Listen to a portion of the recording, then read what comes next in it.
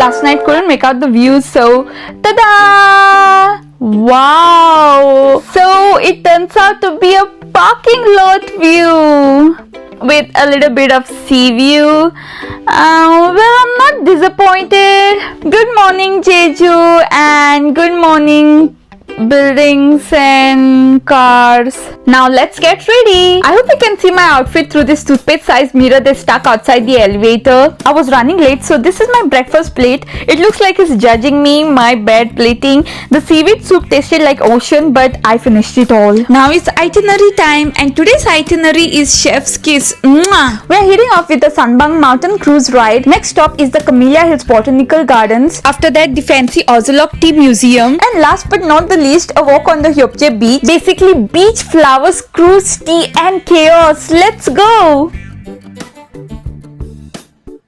The sun is shining so bright. I hope it doesn't cook me like a sunny side up today. Jeju is giving me village vibes like Goa in the 90s, but with tangerines instead of coconuts. And with that, we reached our first location. The tour guide handed me a drink coupon and asked me to go on the first floor. And I did, only to realize she meant on the ground floor where all the snacks, drinks and rest of the people were. By the time I realized it, the cruise had begun. But hey, even though everyone was partying downstairs with snacks and K-pop, I was upstairs having a Titanic moment with the view worth it. Just look at it. Crystal clear water, mountains that are giving DIY stone sculpture vibes, and seagulls flying around like they own the ocean. Wait, what's that? My extra powerful eagle eyes and even more powerful camera zoom just spotted something. Is that a couple walking? Well, it looks like love in motion. People from land are waving at us, or maybe they are trying to signal something like, don't miss the snacks on the real first floor, which I already missed. Just when I thought it couldn't get more magical, the wind hit me like a K-drama plot twist. Yeah, it got really windy and cold. Now here's where things got extra interesting. A group of super sweet Korean grandmas fell in love with my baby and asked if they could hold her. I was like, sure. And baby was like, absolutely not. She started crying, and when they tried to calm her, she started screaming louder than the boat engine. They started taking pics of my baby like she was a mini celebrity. I know the itinerary said no taking pics of locals, but hey, they started it first. Here's a shaky 27-second clip. The scared, confused and slightly amused me too. With that, the cruise ride came to an end. While heading out, baby got a surprise gift, a tiny figurine from the cruise staff, and two grandmas from earlier gave my baby 1,000 Korean wons each to buy sweets. That money is not getting touched. It's baby's first Korean paycheck earned by pick level cuteness, or more like crying, and we are framing it. Now it's lunchtime. On the way, we spotted a whole tangerine kingdom, trees loaded with fruits, a random go-kart track, zooming by what looks like a Smurf's vacation home, a 7-Eleven that tempted me again, and finally we reached our lunch spot. And here we got a persimmon tree, a metal fish with oyster shells or maybe stones, an actual live fish, and now the best part, boom, bibimbap. Look at this setup, it's so cool. I mixed the rice with all the side dishes like my life depended on it. Baby was snoring away in my arms and I was eating like I hadn't seen food in weeks. Not sure if it's allowed, but I dipped the rice in the seaweed soup and bam, my bibimbap evolved like a Pokemon. My baby had tangerines and bananas for lunch. She was living her best fruity life. And to finish it off, a glass of water instead of soju. Said, no. Hydrated? Yes. The tour guide gave more bananas to baby, and while leaving I spotted this fall of photographs of famous celebrities, and she's the one from the K-drama Mr. Plankton, which I had literally watched before this trip. Universe is connecting dots, you see. Now it's time for Camellia Hills. Let's go! Whoa, they have tangerine street lights. Like Jeju really said, if you don't spot a tangerine every 5 seconds, are you even on Jeju? We reached, and before entering, I changed my baby's diaper first, and in this, I lost my tour guide. I thought this would be the end of my floral fantasy, but she came just in time and handed me my ticket and a map to explore. We made it in, and oh my god, it's like Alice in Wonderland met Ghibli Studio. It's a flower paradise.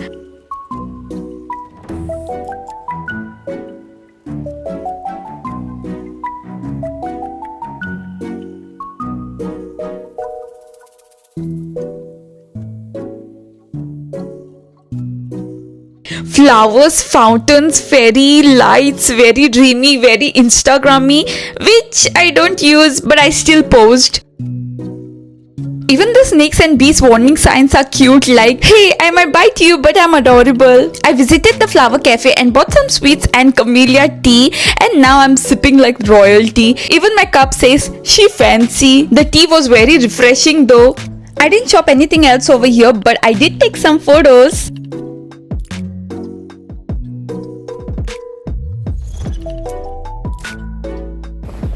It's too huge, we won't finish covering it.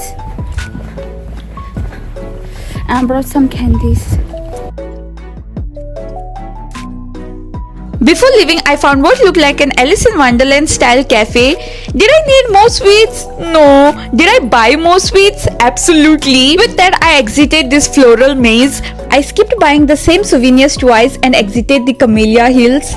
Now it's time for our next spot, the Ozolok Tea Museum. You know that feeling when you just don't want the day to end? Yep, that's me right now in Jeju. I wish somehow I could slow the time. We reached our location and look at this beautiful green waves of tea everywhere. I took a lot of photos and videos here before finally heading towards the museum. Also spotted Innisfree Jeju house next door, but I stayed loyal to Ozolok. I was about to enter the museum when... Owl. That sound there, a kid literally ran face first into the glass wall trying to escape his mom. He cried, crowd panicked, and his mom, well, she laughed, and I related deeply. Now let's get back to Ozolok. Entered inside, it looked like a tea museum. Moving ahead, it looked like a science lab of teas.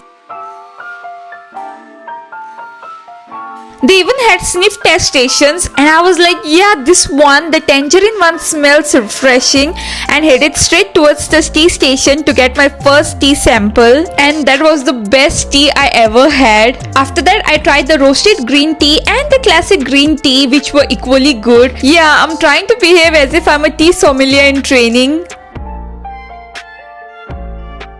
Look at that conveyor belt for tea bags, so cool. And now, it's time for my favorite time, shopping time.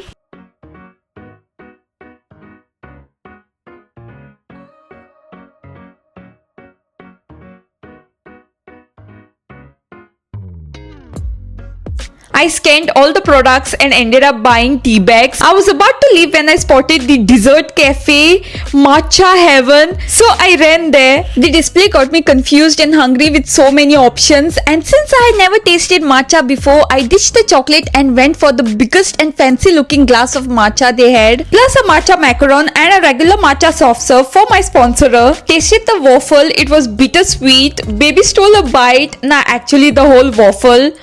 The matcha ice cream was creamy, bitter green tea, which I didn't know before, but oh my leaves, this is my new favorite now. This dessert was so cold and frozen, but since we had to rush to our next location, I gulped down this giant glass so fast that My tongue has frozen, my lips have frozen, I got brain freeze, my intestines also have frozen now. my lips froze, my tongue froze, my brain, my organs froze. In short, I basically turned into a matcha popsicle. Moral of the story, or should I say the menu, with big glasses comes big responsibilities, and no, I mean bigger problems. I then headed out and took more photos in the tea field since my baby dragon was awake this time. And with that, it was finally time to head towards our next and last location of the day. As much as I don't want this day to end, there's still one more adventure waiting for us. We reached the beach during sunset. Felt like I was back in Goa. I tied my baby's hair into two pigtails and suddenly felt like mother of the year. Now let's enjoy the beach. The orange-red sunset and calm waves felt like old school Goa. While I was enjoying the beach vibes, our tour guide told us something really cool. Apparently, some of the Japanese people fly over to Jeju on Fridays just to enjoy the amazing food and island vibes on Saturdays and Sundays. Even I would have done the same if the flight duration from UK or India to Jeju was short and money was not a problem.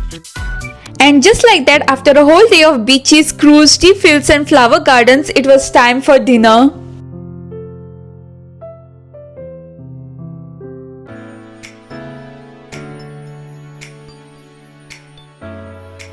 I ate so fast so I could shop like a maniac since it's our last night here in Jeju.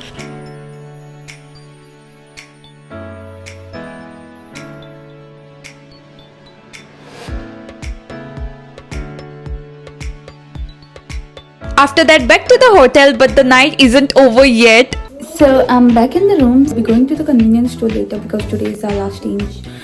Because today is our last day on Jeju Island, and I have to buy something for the other. Got to visit the convenience store for one last time. First stop, of course, 7-Eleven, cause it's heaven.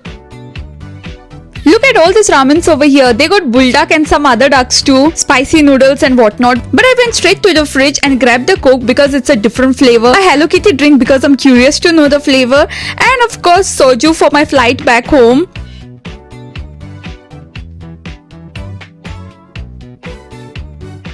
If my husband was here, we'd been slurping ramen over there like a K-drama couple.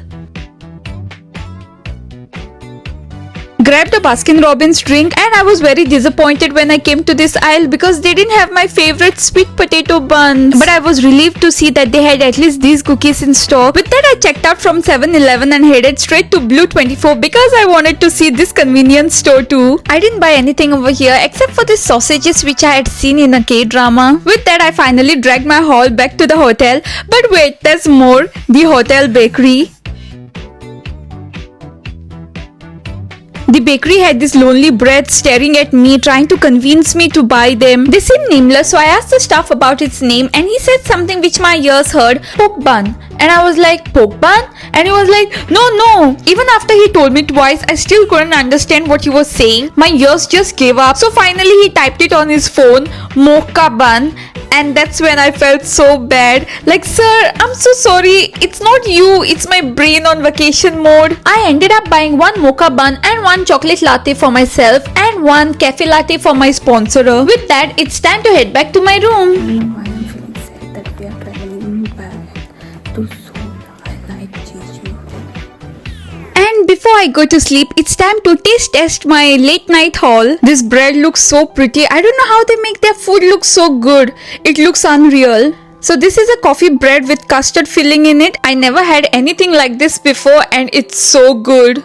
And the hot chocolate is One of the best hot chocolates I've had. Baskin Robbins time. Well, I was a little disappointed by this drink because It's just plain coffee and nothing else. now it's time for the custard pudding, and you're supposed to pull that tag and demold it on a plate, but I don't have a plate, so I'm just going to eat it directly. But since Disaster and me, we go hand in hand, I had to get the caramel all over me while opening it. By far, this is the best store-bought pudding. It's milky, creamy and yum. And that's it for today. See you in the next vlog. Bye.